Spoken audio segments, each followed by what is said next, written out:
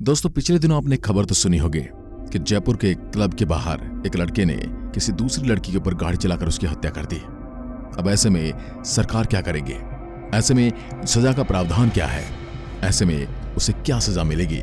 ये सरकार और कानून दोनों के लिए बहुत बड़ी चुनौती बन गई थी।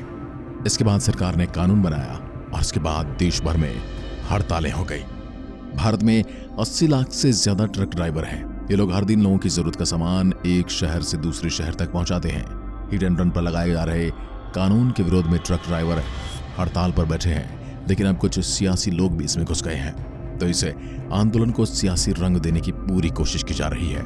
देश भर में ट्रक और बस ड्राइवरों की हड़ताल का व्यापक असर देखने को मिल रहा है। दिल्ली, यूपी, बिहार, गुजरात समेत तमाम राज्यों में ट्रक और बसों के पहिए थम चुके हैं। पब्लिक ट्रांसपोर्ट सिस्टम पूरी तरह से ठप हो गया है। हजारों यात्री परेशान हो रहे हैं। कोई भी बस ड्राइवर चलने को तैयार नहीं है। जानकारी के अनुसार फिलहाल ये हड़ताल 3 दिन तक चलने वाली है।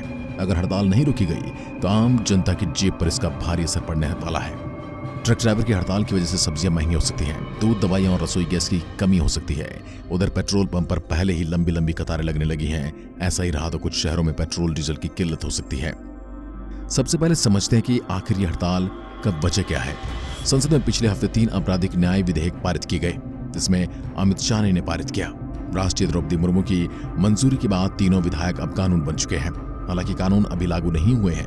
देश भर में ट्रक और बस ड्राइवर भारतीय न्याय संहिता के हिट एंड रन कानून के प्रावधान के अंदर किए गए बदलाव के खिलाफ विरोध प्रदर्शन कर रहे हैं। नए कानून के तहत अगर लापरवाही से या तेज स्पीड से चलने के कारण दुर्घटना में किसी व्यक्ति की मौत हो जाती है और आरोपी ड्राइवर पुलिस को सूचित किए बिना ही मौके से फरार हो जाता है, तो उसे 10 साल की सजा काटनी पड़ सकती है या 7 लाख रुपए का जुर्माना देना पड़ सकता है।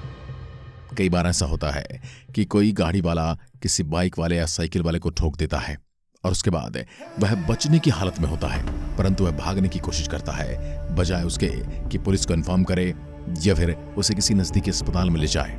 कई बार जान सिर्फ इस वजह से चली जाती है कि उसे सही समय पर ट्रीटमेंट नहीं मिलता। इसलिए सरकार को एक कानून लाने की जरूरत पड़ी। कुछ लोग कॉन्ट्रैक्ट किलर भी बन चुके हैं, जो कि बड़े बड़े वाहनों और गाड़ियों का सहारा लेकर लोगों को जानबूझकर मारते हैं। उसके बाद उनका कुछ नहीं हो पाता, मगर वह भागता नहीं है तो भी उसे 5 साल की सजा काटनी पड़ सकती है। सबसे खास बात यह है कि दोनों ही मामले गैर जमानती हैं। पुलिस थाने से जमानत भी नहीं मिलेगी। इससे पहले कानून काफी नरम था। पुराने हिट एंड रन कानून के मुताबिक लापरवाही से गाड़ी चलाने के कारण किसी व्यक्ति की मौत हो जाने पर अधिकतम 2 साल की सजा का प्रावधान है। यही नहीं, आरोपी ड्राइवर को तुरंत थाने से जमानत भी मिल जाती है। हड़ताल करने वाले ड्राइवर क्या चाहते हैं? देश भर के ड्राइवर कानून में नए प्रावधान के खिलाफ जमकर नारेबाजी कर रहे हैं। उन्होंने इसे काला कानून बताया है। ट्रक और बस ड्राइवर की मांग है कि जब तक इन कानून को वापस नहीं लिया जाएगा, उनकी हड़ताल जारी रहेगी।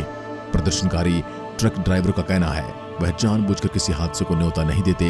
ज्यादातर हादसे छोटी गाड़ी वालों की गलती से होते हैं। उनका तर्क है अनजाने में उनसे सड़क पर कोई दुर्घटना होने पर भीड़ इकट्ठा हो जाती है और भीड़ बड़े वाहन चालक की गलती मानकर उन पर टूट पड़ती है। कुछ मामले में बड़े वाहन चालकों की मॉब लिंचिंग तक कर दी जाती है। उनका कहना है कि ऐसे में अगर वो दुर्घटना के बाद रुकते हैं तो भीड़ उन्हें मार डालेगी और अगर नहीं रुकते हैं तो सरकार मार डालेगी। दोनों ही मामले में उनके परिवार पर संकट है।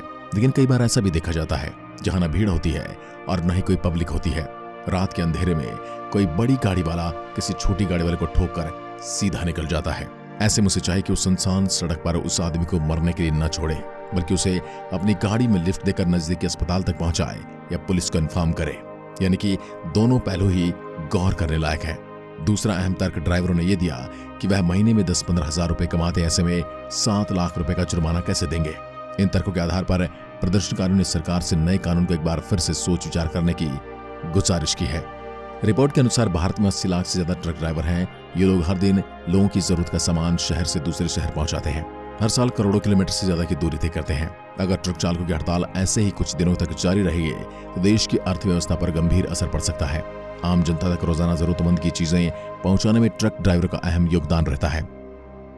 चलिए जानते हैं इस हड़ताल से देश पर क्या असर पड़ने वाला है। ट्रक और दूसरी मालवाहक गाड़ियों के ड्राइवर के हड़ताल पर रहने से फल और सब्जी की आपूर्ति ठप हो सकती है। ताजा फल और सब्जियां मंडियों में नहीं पहुंच पाएंगे। ऐसे मांग बढ़ेगी और फल सब्जी विक्रेताओं को मजबूरीवश दाम बढ़ाने पड़ेंगे।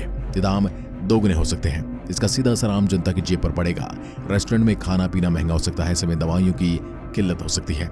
देश में हर दिन 126 मिलियन लीटर दूध का प्रोडक्शन होता है। हड़ताल की वजह से दूध की सप्लाई नहीं हो पाएगी। इस वजह से दूध से बनने वाली तमाम खाने की चीजें जैसे मिठाइयाँ, पनीर, दही, घी, खोया आदि महंगा हो सकता है। लोगों की ये चीजें खरीदने में मुश्किल का सामना करना पड़ सकता है। कंस्ट्रक्शन का काम ठप पड़ हड़ताल से निर्माण कार्य पर भी असर पड़ेगा।